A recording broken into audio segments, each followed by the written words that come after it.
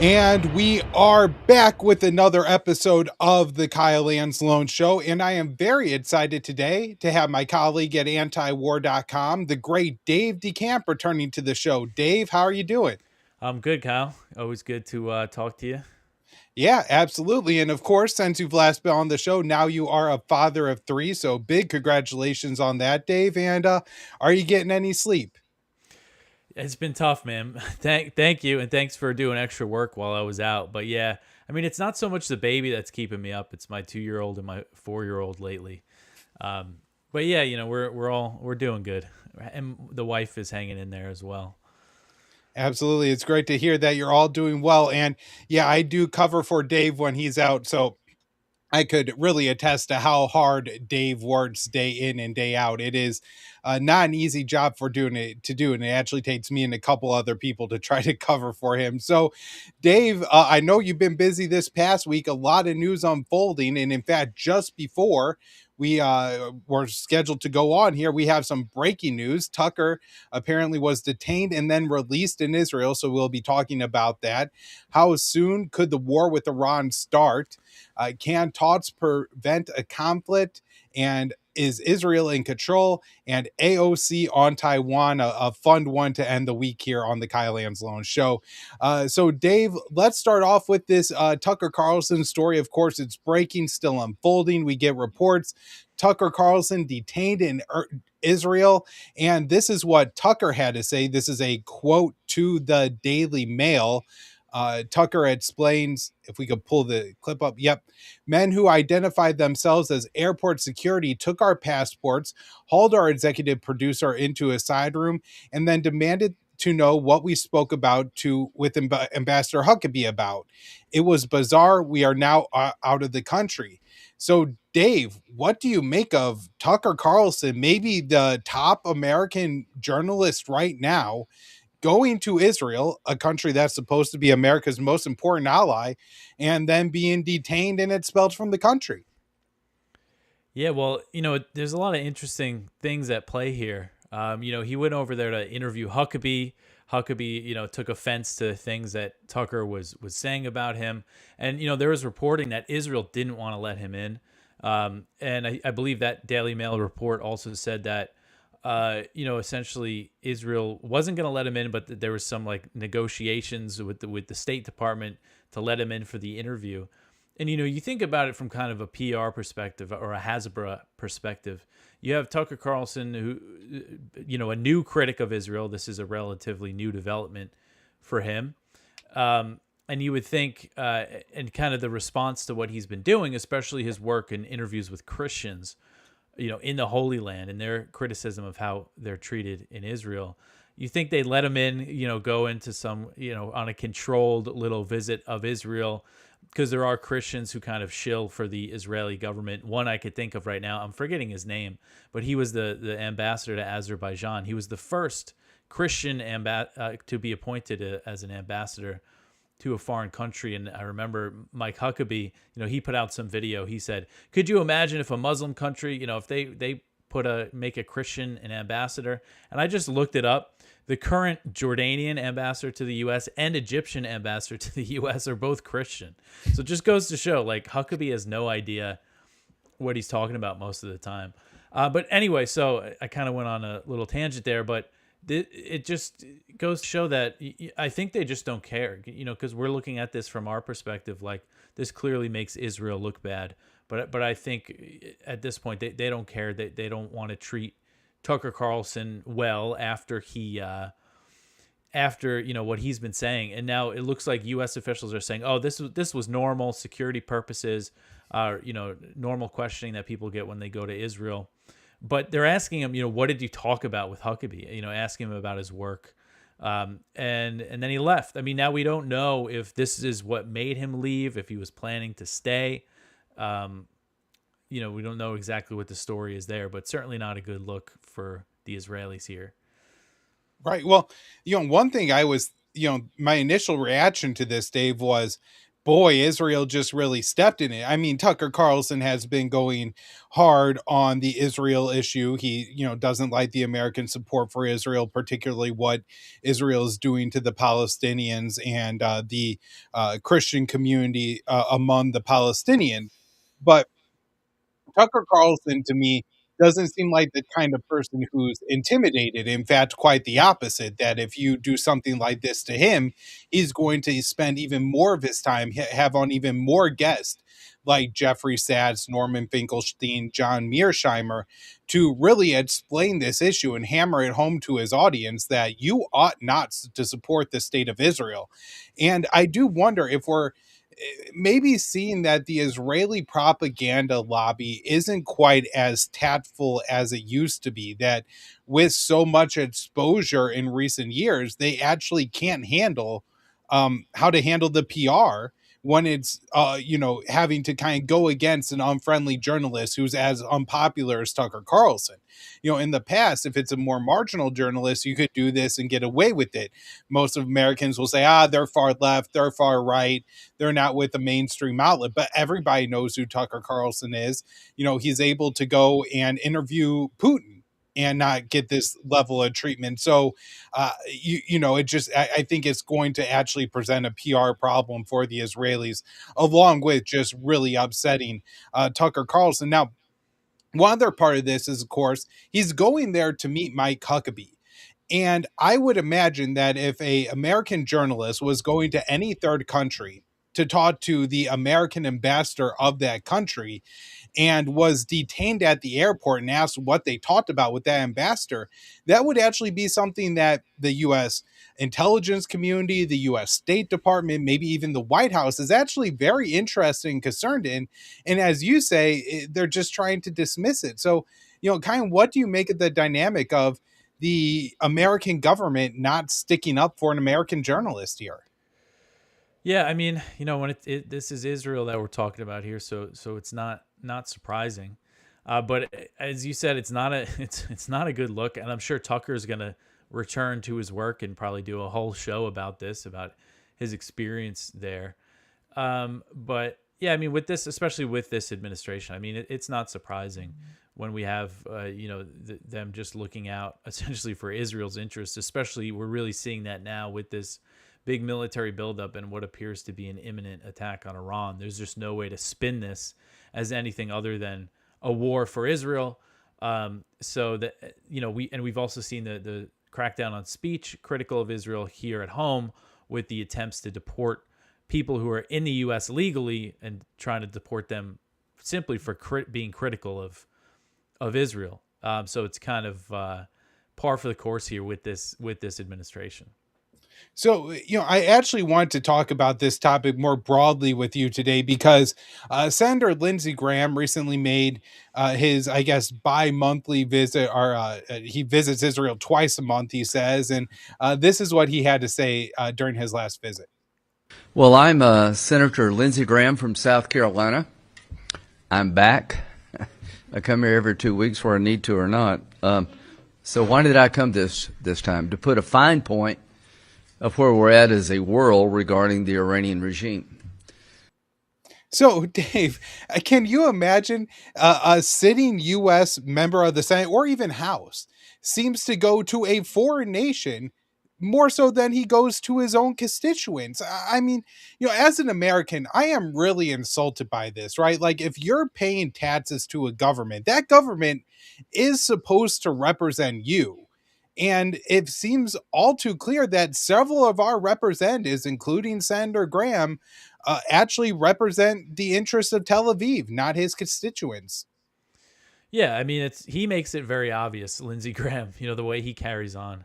Like last month when it did look like the U.S. was about to bomb Iran, and then Trump decided not to, he like ran over to Israel and was like almost crying about it.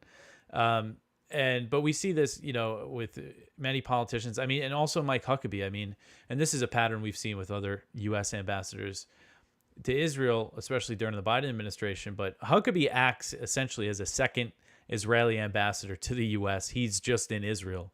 And Graham, in that little press conference that he gave Another thing he said was, "Oh, are American troops going to be hit?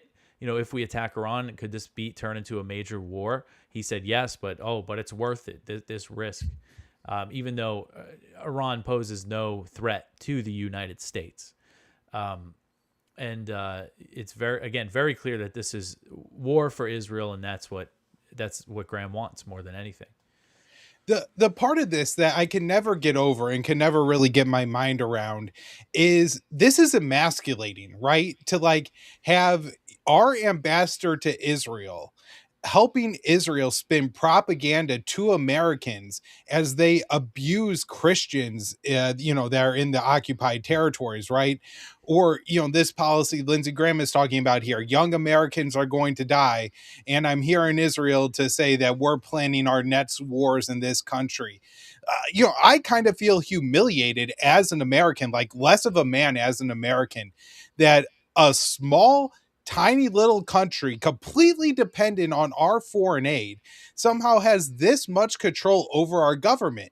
And you have, who is supposed to be one of the ultimate figures of masculinity, right? Like a guy who's gotten supermodels his entire life, a man who builds skyscrapers and puts his name on top of buildings, was, featured in like the beginning of Playboy videos, right? Like this is supposed to be a man's man. He was supposed to put America first. He was tough. He was strong. And he's bending over backwards for a country that really should be bending over backwards for us because their planes fly because we allow them to fly. I can never get my mind around. Do you have anything on that, Dave? Well, yeah, I mean, when we talk about Huckabee, the way he puts it, when he spoke at, I think it was called the 50 States One Israel event, where like hundreds of state representatives, people who are, serve their constituents within their state, felt the need to go over to Israel on this big trip. But Huckabee spoke at this, and he said something like, "Oh, when you hear me talking, you probably you might think that I'm actually speaking on behalf of Israel instead of the United States. But let me explain." And he went on to explain, and he's used this metaphor quite a bit. This idea that the U.S. and Israel are married, like they're husband and wife, and and that's essentially how he views it. And I think that's the view. Of course, with Huckabee, you have his religious Christian Zionism that kind of shapes this. But even with a lot of U.S. politicians who it's not, aren't religious in that way, it's essentially just the way that they've been shaped and molded and what was necessary when they, joined Congress. And this is really the way that they look at it, that Israel is like another state and we just have to do everything that they want us to do. And when it comes to Trump, he doesn't seem like someone who is some kind of religious fanatic or anything like that. But you look at who he sends over there, the people he's surrounded with, where he's from, being a New York real estate guy. You have Steve Witkoff and Jared Kushner leading these negotiations. He's just surrounded by Zionists. And that's who's, and he admits that one of his biggest donors cares more about Israel than the U.S. And that's who he's going to serve.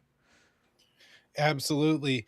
Guys, before we move on to the next subject, I do want to mention we are having some trouble with that. So be sure you are subscribed to the show on YouTube. They are just far more consistent in being able to put out the show. So if you want to catch it every Monday, Wednesday, and Thursday at 4:45 Eastern, be subscribed on YouTube. If you are listening on YouTube, be sure to give us a like and a thumbs up. And if your X account is working, share it out there because I can't do that right now. And let us know in the chat. I see a lot of people excited that Dave is back on the show. Dave, I think I have you on like almost every month, so it was odd not having you on last month, but obviously you've been very busy. Now, I'm concerned that it's not going to be the kids keeping us up this weekend, Dave. It's going to be war in Iran. We had this story out today from Axios. Trump moves closer to war with Iran. And in the article, this is Brock Ravita-Vatsios, a former IDF officer. A U.S. military operation in Iran would likely be massive, weeks-long campaign that would look more like a full-fledged war than last month's pinpoint operation in Venezuela. The sources noted that would likely be a joint U.S.-Israeli campaign that's much broader in scope and much more existential for the regime than the Israeli-led 12-day war last June, which the U.S. eventually joined to take out Iran's underground nuclear facilities. So, Dave, first question to you here is, are you concerned we're going to war with Iran, and what do you think is like a timeline for that? Yeah. I mean, it's basically been my view for the past for the past month or so now, is that it does seem like this war is imminent and inevitable. I mean, which is very unfortunate. And I hope I'm wrong, but we have that reporting from Ravid. We've seen other outlets report similar things. Reuters had something over the weekend, and I think it's right because you look at the military buildup, and what's the pattern been in this administration? When they start building up somewhere, they end up launching an attack. We saw it last year. The U.S. already had a lot of forces in the region because they were bombing Yemen very heavily. But we did see the buildup in the movement of U.S. forces around the Middle East before the 12-day war, before Trump backed the Israeli attack on Iran, which led to the U.S. airstrikes. And now we're seeing, we saw the buildup in the Caribbean. Even though they tried to make it seem like they weren't going to attack Venezuela, it was very clear that they were. And now with Iran, we see this major buildup. And I mean, so the second aircraft carrier is being sent. But I think one thing that's kind of more notable is that if you look at all the people, on X who, the flight trackers, the open source intelligence people, I mean, they're sending cargo plane after, dozens of cargo planes per day, U.S. military aircraft flying into the region. And what I think they're doing is beefing up the air defenses because they're getting ready for a war. They're getting ready for some big Iranian missile attacks. Every indication is that this is going to be bigger than the last time. That report by Ravid said the same thing. What we're seeing Iranian officials say. There was a lot of things that they could have done the last time that they didn't do, such as closing the Strait of Hormuz, or at least attempting to. And I think they did that temporarily, just as a part of it the other day. To show that they could do that. That would have a huge impact on the economy. U.S. bases across the region, warships that could be hit. We could see some major American casualties. Why are they're positioning all these forces? Why else would they be doing it? As a threat to get a deal? Well, they're not serious about a deal. I mean, nothing has shown me that they're serious. You see J.D. Vance on the news saying, oh, this is all about our red line, which is Iran cannot have a nuclear weapon. Well, didn't you obliterate their nuclear facilities? They're not enriching uranium. They've said all along, yeah, we would agree to a deal, low enrichment, inspections, another commitment not to build nuclear weapons. So that's not what this is about. It's about the missiles and the fact that Iran is still able to pose a threat to Israel. So, this is what we're looking at here. And the timeline, I think it could be days, it could be weeks. Maybe last week or so, I was thinking it might be a few months, but now it seems like it seems more imminent to me. And what's kind of incredible is just the lack of conversation about this. They're not even trying to sell us on war propaganda. Just today, Caroline Leavitt, the White House press secretary, was asked about this contradiction, saying, oh, we got to strike their nuclear program, even though we obliterated it. And she said, oh, well, there are many reasons and arguments for why we should bomb Iran. And nobody said, well, what are they? There was no follow-up.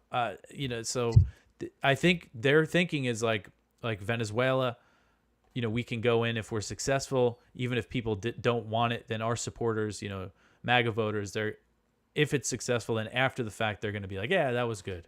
Good job. Even though none of them want it now. And I think this could really, I think it's going to completely blow up in Trump's face. Yeah, one part of this, Dave, if this is just a bluff, if Donald Trump really doesn't intend to attack Iran, this is maybe the most expensive bluff in history. I was reading an article a couple days ago from Bloomberg, and they were saying it was costing the United States $11 million a day to maintain the aircraft carrier strike group that's in the Caribbean. So now we have two of those. in the Persian Gulf or in the CENTCOM region of responsibility. I'm sure it's at least somewhat more expensive to operate the ship so much further away from the United States. It's not like, you could bring shipments from the US to the aircraft carriers like you could in the Caribbean. But then you have, I think, like 6 other destroyers in the region. And of course, as you mentioned, all the incoming flights going in. I mean, there's significant costs to operating these C-17 cargo planes. They've moved a lot of their aerial command ships. I think they're called AWACS into the region. The advanced air defense systems. I mean, these are all very complex systems that require a lot of men, a lot of time to set up. A lot of these planes, need replacement parts every few flights. And so this is a multi-billion-dollar bluff, if this is just a bluff.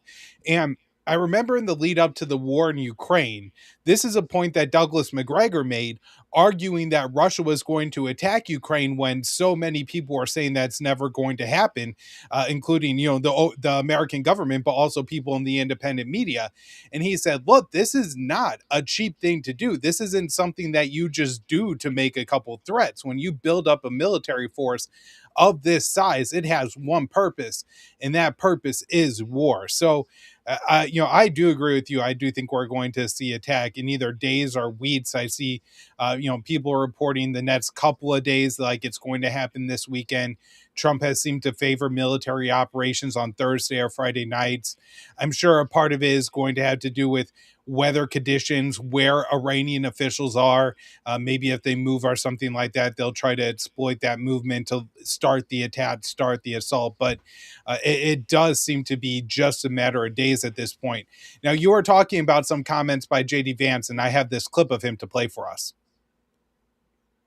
I think it's very important for the American people to appreciate it's one of the most hostile and also one of the most irrational regimes in the world. You can't have people like that have the most dangerous weapon known to man. It would be awful for our security. It would be awful for the future of our children. That is the goal of the President of the United States, and he's got a lot of options and a lot of tools to make sure that doesn't happen. Everything is on the table. We certainly want Iran to stop being a state sponsor of terrorism. They're one of the world's largest state sponsors of terrorism. There are a lot of ways in which they endanger America's national security, but the most important way they could is if they acquired a nuclear weapon, and that is the red line the President of the United States has consistently said. Yes, of course, the Iranians say that they're not interested in a nuclear weapon. We know, in fact, that's not true. They have shown a number of things that make it clear that they're interested in acquiring a nuclear weapon. Our goal is to make sure that doesn't happen. And again, the President has a lot of tools in the toolkit to make sure that doesn't happen. So, Dave, does Iran actually present a national security threat to the United States? No, I mean, he's just lying. He knows he's lying. It's just total BS, and it's very weak. It's a very weak attempt at propaganda here. I mean, I just don't even know what else to say. It's just total like neocon, just BS that he is spewing there to justify a war. And it's really just despicable stuff. And again, it seems very lazy because we're not seeing like a coordinated effort here at propaganda, like no intelligence reports coming out, or they're not even claiming that they restarted uranium enrichment or that they even have access to the enrichment, enriched uranium that was in the country. It's just nonsense. It's like an insult to our intelligence. That they think they can get away with this. It really is disappointing. I remember like in 2013, in the run up to the potential U.S. Intervention in Syria. I mean, we did end up intervening, but Barack Obama was looking for an actual war in that country, or even in the lead up to the Iraq war. I was much younger, but they're putting out propaganda points on the daily, and at the time, antiwar.com, it's Scott Horton and Justin Raimondo and Eric Garris are all on the daily refuting all these new propaganda points. But that really isn't even out there for us to refute. I mean, J.D. Vance doesn't even claim that Iran's working on a nuclear weapon there. He says there's indications that they're interested in a nuclear weapon. I mean, what the hell is even there to argue with, right? I guess he does claim that they're a state sponsor of terror, but most people know that's not true. We're actually running a really fantastic piece from Sonar 21. That's the former CIA Larry Johnson's site, and we're reprinting on antiwar.com. And he pointed out that, hey, if you look at all the terrorist groups in the Middle East, none of them are Shia. They're all Sunni. And guess what? Iran is Shia, and they bat the Shia groups, the PMFs in Iraq and Syria, Hezbollah in Lebanon, to some small degree Ansar Allah in Yemen. But none of these are terrorist groups, certainly not anymore. I mean, they may do some brutal things, but it's not like ISIS where they're walking into a mosque and blowing themselves up or cutting heads off people who won't convert. And so, I mean, do you think the state sponsor of terror is actually, it's not even on their kind of list as reasons to go to war in Iran, usually? I mean, do you make anything of that claim? I mean, it's just one of the things that they throw out there. You see Lindsey Graham always saying that. It's just another thing to spew out when you're trying to justify a war or movement toward a war. Because I mean, even now, what is the accusation? That they arm Hezbollah. I mean, Hezbollah hasn't fired a rocket at Israel in over a year. Like, what's the justification? How does that play a role here? They don't arm any groups that are a threat to the U.S. Yeah, absolutely, Dave. Now, there are some negotiations going on. I have this clip of Benjamin Netanyahu laying out Israel's demands for a deal with Iran. If a deal is to be reached, it should have several components that we believe are important not only for the security of Israel, but for the security of the world, the United States, the region, the world. The first is that all enriched material has to leave Iran. The second is that there shall be no enrichment capability, not stopping the enrichment process, but dismantle the equipment and the infrastructure that allows you to enrich in the first place. And the third is to deal also with the questions of ballistic missiles. There's an MTCR limitation of 300 kilometers, and Iran is supposed to adhere to it. Of course it doesn't, as the Rising Lion operation by itself manifested. Everybody knows that. And the fourth is dismantle the axis of terror that Iran has built. It's been smashed, but it's still there. It's trying to recover, as Iran itself is trying to do. And the last thing is, remember Ronald Reagan's dictum vis-a-vis the Soviet Union? Trust but verify, distrust, and always verify. So there has to be real inspections, substantive inspections, no lead time inspections, but effective inspections for all of the above. So, Dave, I guess my question for you is, I've been trying to figure out, because I haven't seen a U.S. official articulate the United States negotiating position with Iran this clearly.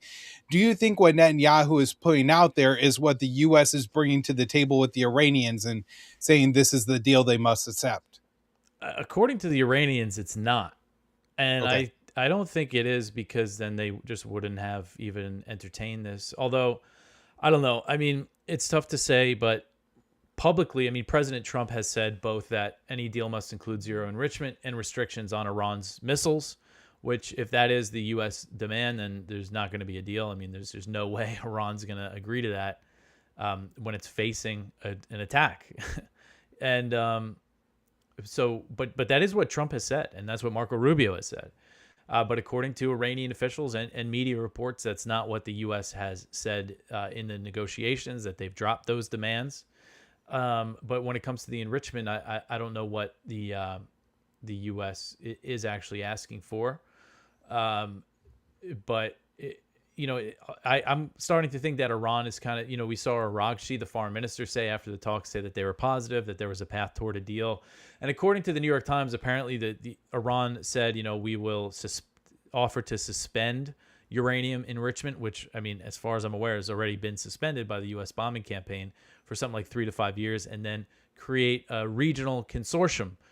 This is an idea that was on the table during the previous negotiations of like Iran and regional countries like Saudi Arabia, for instance, having a joint nuclear enrichment program. And to me, that seems like a workable deal, but I don't know what exactly the U.S.'s counter to that is, or what. So it's tough to know exactly what's happening in these negotiations. But if the U.S. is trying to do something with the missiles, it's just not, it's just not going to happen. Right. And for the United States, it doesn't matter. Iran doesn't have missiles that could hit the United States of America. And I actually have maps on the show on the last episode, Dave, to show that the 300 kilometer range that Netanyahu is asking to be the upper limit still puts most of the U.S. troops in the Middle East in range of Iranian missiles. This only protects the state of Israel. Once again, it's, like, what the hell? Like, what country is the superpower here? What country is concerned about their national security? It seems like we're only adding American troops into the Middle East and putting them in harm's way for the benefit of Israel. And Israel isn't even trying to negotiate on terms or demand terms with the Iranians that are either workable or would save the lives of American soldiers. So that it was really confusing to me. I'm guessing you have a similar assessment to me here, that these talks are not only not going to result in a deal, but they were never meant to. Just like in June, it was all about giving the United States and Israel time to prepare for war while pretending they're not. Yeah. I mean, that's what I am reading here as well. Maybe I'm being too, I have my mind made up too much here, but it's just really hard to, especially with what they're saying, like with what Vance is saying, that they're serious at all. And we don't see what Witkoff, he's not speaking to the press, so we don't know what he's thinking or saying. But it does just seem like they're buying time. And I think on the Iranian side too, I think at this point, they're just buying time as well, preparing for what they probably view as inevitable. Yeah. I definitely agree with you there, Dave. It's also interesting that we're having Israeli officials tell mostly the Israeli press that if the U.S. accepts a deal with Iran that's not good enough for Israel, Israel's going to attack anyways. That's right, yeah. Before I let you go, Dave, I do have this clip of AOC at the, I believe, Munich Security Conference discussing the Taiwan issue. Would and should the U.S. actually commit U.S. troops to defend Taiwan if China were to move? I think that this is such a, I think that this is this is, of course, a very longstanding policy of the United States. So, Dave, what do you make of AOC's attempt to answer that question? I mean, it seemed like it caught her off guard, I guess, or she knows that. I think she probably doesn't know much about it, and whatever, is running through her head. She knows something about strategic ambiguity, and like, we're not supposed to say that we would commit troops, but maybe we were supposed to hint at it or something. I mean, that's kind of what it seemed like to me, even though the instinct that people should have is no, the U.S. cannot defend Taiwan. That could lead to, that could be nuclear war right away. And if she's been paying attention to anything China's been doing over the past few years, China's been making it very clear that the U.S. has no business trying to defend Taiwan when they could, that they could just impose a blockade on it pretty much immediately. And then what's the U.S. going to try to do? Break a Chinese blockade around an island off of its coast? It's just not practical. It's so I don't know. I think she was probably, because she's got her future political campaigns to think about. I'm sure she's eyeing a presidential run at some point. So she wants to be careful around this issue, even though Joe Biden, the last Democrat in power, was very openly saying that he would send troops to defend Taiwan. So yeah, I mean, that's kind of what I thought when I saw that. Yeah, when I watched that, my initial thought was that, damn, we're going to end up with President Newsom. Like her inability to answer a fairly basic foreign policy question is concerning. I was really waiting for her to stutter into, well, there's a big country and a little country. Yeah. But we didn't get that. So she's at least a little bit smarter than Kamala, but just her inability to articulate policy, I think, is really a sign that she's unprepared for a presidential run. Even if there's maybe not really a actual good answer to that question, there is an accepted answer to that question at the Munich Security Conference. And it was shocking to me that she wasn't able to articulate it. Dave, thank you so much for coming back on the show. Everybody, be sure to follow all of Dave's work. He, of course, news editor at antiwar.com, cranking out 5, 6, 7 stories. If we go to war with Iran, it'll probably be in the double digits every day for the website. And of course, he does his show, Anti-War News with Dave DeCamp, and is a fantastic Twitter follow at Dave, DeCamp Dave. Dave, thank you so much. Thanks, Kyle.